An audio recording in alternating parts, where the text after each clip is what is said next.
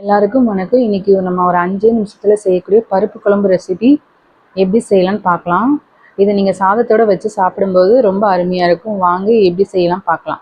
100 gram துவரம்பருப்பு எடுத்திருக்கேன். நம்ம அதை கழுவி ஒரு 10 நிமிஷம் நம்ம ஊற வச்சு எடுத்துக்கலாம். தேவையான பொருட்கள் 3 தக்காளி, 10 சின்ன வெங்காயம், 5 பல் பூண்டு, 2 பச்சை மிளகாய், 2 வரமிளகாய், 1 டீஸ்பூன் ஜீரகம், 1/4 டீஸ்பூன் மஞ்சள் தூள், கட்டி பெருங்காயம் கொஞ்சம். தாளிக்க தேவையான பொருட்கள் 5 சின்ன வெங்காயம், 1 டீஸ்பூன் கடுகு, 1 டீஸ்பூன் ஜீரகம், 2 வரமிளகாய், சிறிதளவு கருவேப்பிலை. குக்கரில் தான் செய்ய போகிறோம். இப்போ நம்ம ஊற வச்ச பருப்பை இதில் சேர்த்துக்கலாம். இப்போ நம்ம பருப்பு கூடவே 3 மீடியம் சைஸ் தக்காளி, 10 சின்ன வெங்காயம், 5 பல் பூண்டு, 2 பச்சை மிளகாய், 3 வரமிளகாய், 1/4 டீஸ்பூன் மஞ்சள் தூள், சிறு துண்டு கட்டி பெருங்காயம், 1/4 டீஸ்பூன் ஜீரகம்,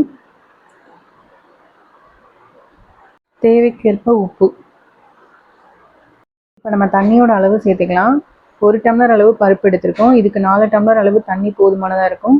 பருப்பு வேகிறதுக்காக நம்ம ஒரே ஒரு டிராப்ஸ் எண்ணெய் சேர்த்துக்கலாம். இதை நல்லா கலந்து விட்டு நம்ம மூடி போட்டு ஒரு 6 விசில் வர வரை நம்ம வெயிட் பண்ணலாம். இப்போ நம்ம இதை ஓப்பன் பண்ணி பார்க்கலாம். பாருங்கள், பருப்பு நல்லா வெந்து வந்திருக்கு.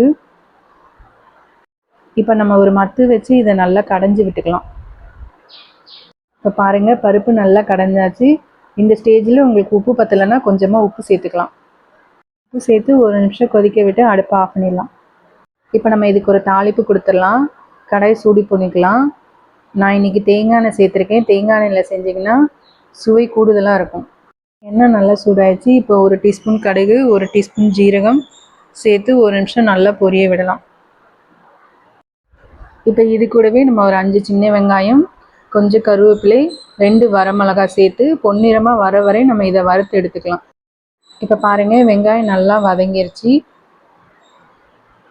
இப்போ இந்த தாளிப்பை நம்ம பருப்பில் கொட்டி ஒரு நிமிஷம் நல்லா கலந்து விட்டுக்கலாம். பாருங்கள், ஒரு சுவையான பருப்பு குழம்பு ரெடி ஆயிடுச்சு. இதில் கொஞ்சமாக கொத்தமல்லி எல்லாம் தூவிக்கலாம். நீங்கள் சாதத்தோடு வச்சு சாப்பிடும்போது அவ்வளோ அருமையாக இருக்கும். கண்டிப்பாக நீங்களும் ட்ரை பண்ணி பாருங்கள். உங்களுக்கு இந்த வீடியோ பிடிச்சிருக்குன்னு நினைக்கிறேன். பிடிச்சிருந்தால் லைக் பண்ணுங்கள், ஷேர் பண்ணுங்கள், கமெண்ட் பண்ணுங்கள். நன்றி, வணக்கம்.